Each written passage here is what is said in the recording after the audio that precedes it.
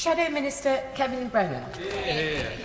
Thank you very much, Madam Deputy Speaker, and I think we've had a very good debate with some excellent contributions from the backbenches. And I want to just declare an interest right at the outset, as other honourable members have done, that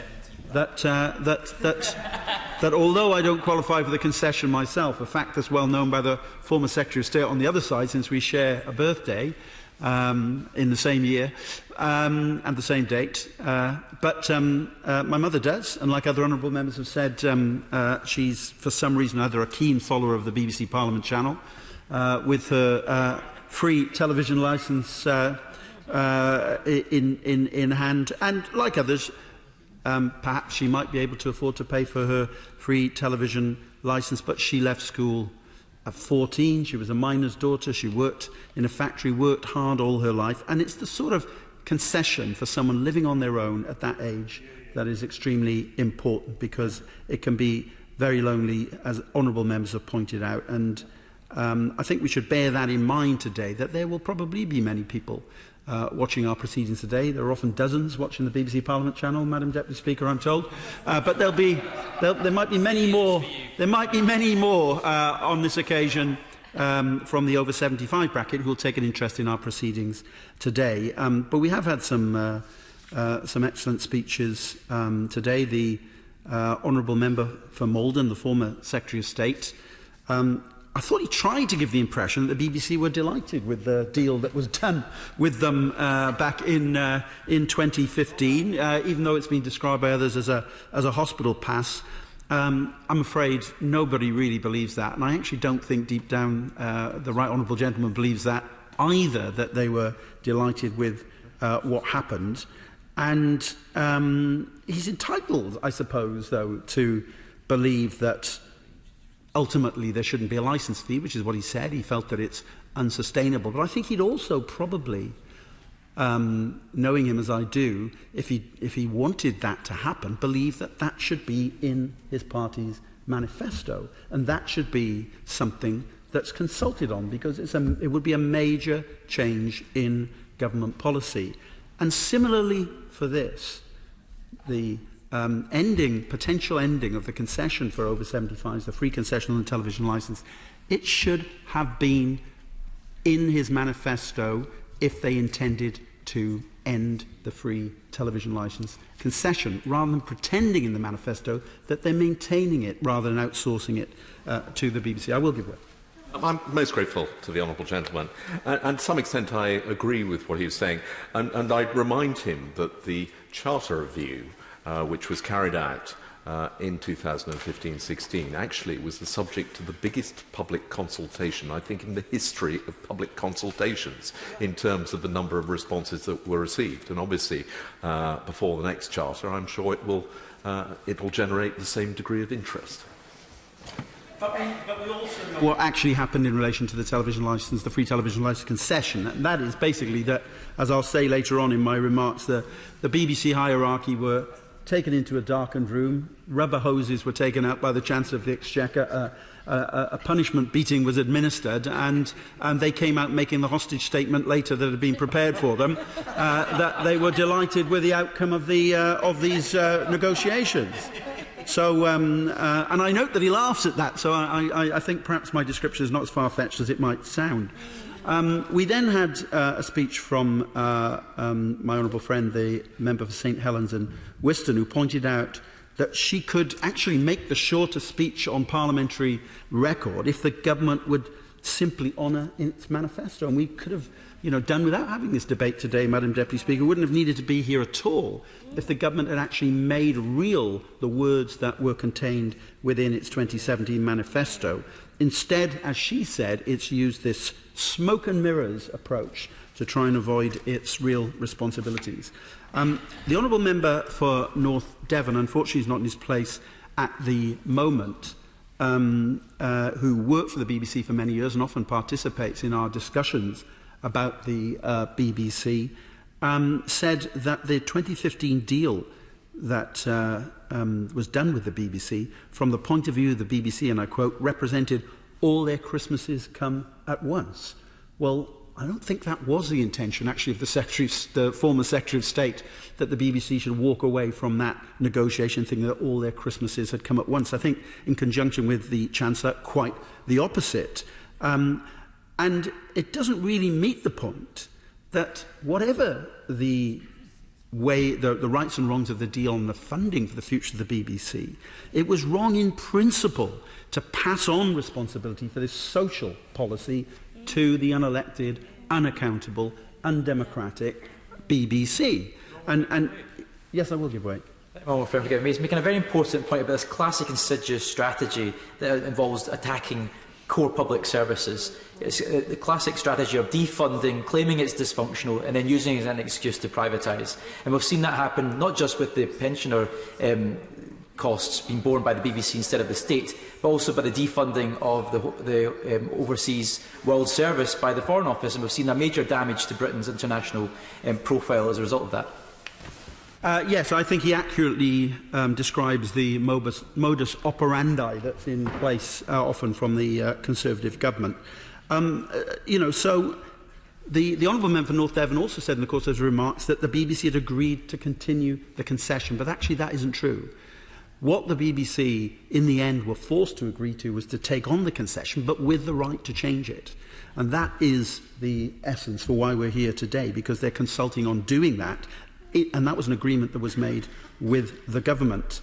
My honourable friend for Lewisham East was one of the other many members who pointed out that her mother also watched the Parliament channel and was probably watching our proceedings today, and I'm sure she would have enjoyed the excellent speech that my honourable friend made, pointing out the importance of the free TV licence concession to older people.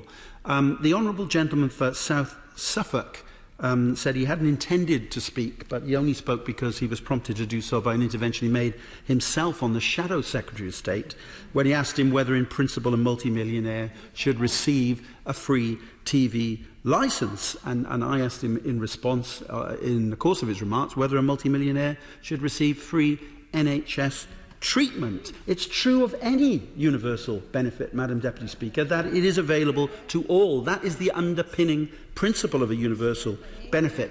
And he's perfectly entitled to make the argument that the TV licence should not be a universal benefit to over 75s. It's a perfectly respectable argument. I disagree with it profoundly, but it's a perfectly respectable argument to make, and he's entitled to make it. But he's not entitled to palm that off on the BBC as a decision. That's the essence of the argument here today. And he also, just like the former Shadow Secretary of State, said he wants to ultimately abolish the licence fee. Well, if he does do that, I hope he'd agree he should come here, as he did today, and argue for it, put it in his manifesto and put it to the people in an election and see whether they support that proposal. I'm happy to give way. Does he still want to intervene? On the point of the NHS, I mean, of course, there isn't the time to go into the detail one would want to, but the NHS is profoundly about risk sharing. Even a multimillionaire would not be able to afford the huge cost you could potentially face if you go into the NHS for care for all kinds of, a whole manner of conditions. This is a set fee of £157, and we're saying, and he's arguing, that someone who owns vast acres and many mansions should get that paid for free. As I said, he's entitled to make that argument, but he's not entitled to palm it off on the BBC to take that decision, and that's the essence of our point. My old university friend, the member for Keighley, the distinguished chair, I think, of the APPG still on the BBC, said, and I quote, George Osborne is the villain of the piece. Well, I think many of us can agree with that in many ways, Madam Deputy Speaker, and I'm looking forward to the rapturous coverage of his speech in the Evening Standard tomorrow. He said his majority is currently 249, I think. Is that correct? Well, I'm sure he's going to romp home after his speech today, Madam Deputy Speaker, when the older constituents read the way that he so ably supported them in the debate today. My honourable friend, the member for Burnley, pointed out for over 75s living alone that TV can literally be a lifeline, and the amount of money that will be taken out of people's pockets in her constituency, and that's the essential point if this concession is ended and people have to pay in full for their TV licence in an already hard-pressed community. That's money that shouldn't be taken out of communities that are struggling at the moment. My friend, the member for Warrington South, read out some of the quotes from his constituents who'd written to him and who pointed out that they understand what the government's up to here and they won't be fooled by the approach being taken by the government. My friend, the member for Batley and Spen, is someone who knows a lot about TV, Madam Deputy Speaker. Like my brother, she's appeared on Coronation Street as an actor. And she knows what she's talking about when she says that TV is a friend to the lonely, as she did. And the work that she's continued on with the Joe Cox Foundation, which she mentioned in her speech, is to be commended. And it's a pity the government isn't rethinking its approach here in the light of all of that evidence about loneliness and older people.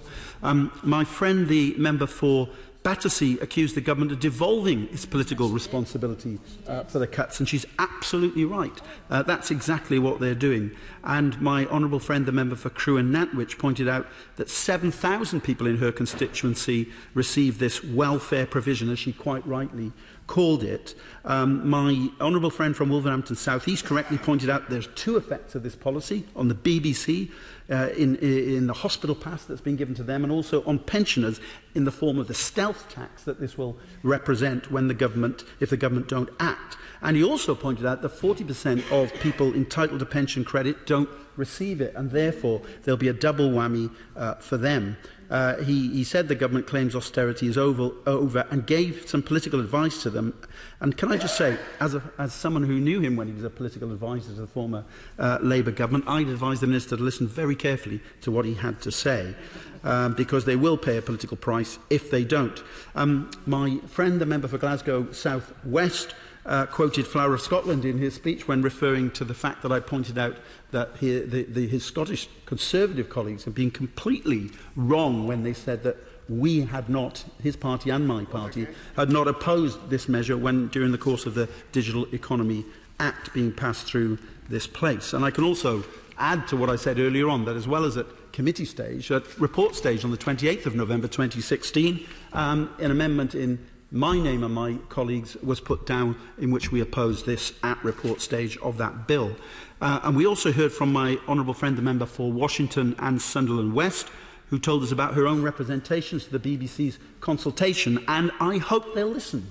But more importantly, I hope the government will listen to what she had to say, because ultimately that's where the responsibility lies. And finally, my friend for Coatbridge, Christon and Bells Hill quite rightly said that this was a let's blame the BBC policy, and that his constituents would pay the price for the government's cynical breach of their promise. So, Madam Deputy Speaker, I want to remind the House that we have consistently opposed this underhand stealth tax on older people and the creative sector, and strongly support the excellent campaign that's been run on this by many of my honourable friends, but also by publications like the Daily Mirror, because it's wrong to outsource social policy to an unelected organisation whose historic mission is to entertain, educate and inform the country, not to decide who should be the beneficiaries of government social policy.